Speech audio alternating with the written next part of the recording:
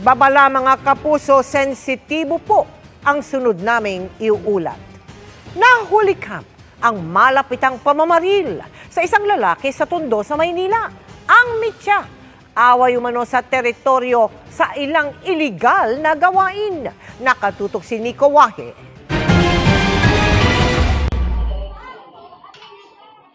Kumakain ng 36 anyos na lalaking ito sa Aroma Compound ng Tondo, Maynila nang pumasok ang dalawa nakasombrero at nakatakip ang muka. Pinagbabaril nila lalaki at mabilis na tumakas. Patay ang biktima.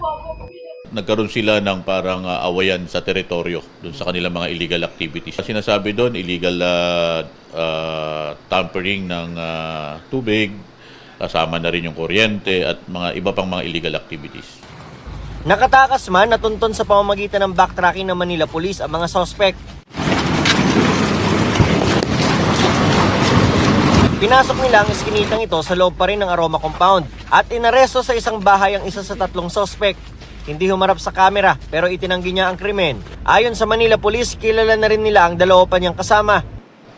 Yung dalawang kasabot niya, yung isang lookout at yung isa pa na kasamahan din na pumasok doon sa residente o bahay nitong biktima natin at large. Pero ganun pa man, na-identify ito at kasama ito dito sa naisampang kaso sa kanila. Ito nga yung murder by shooting. Sinusubukan pa namin kunan ng pahayag ang pamilya ng biktima.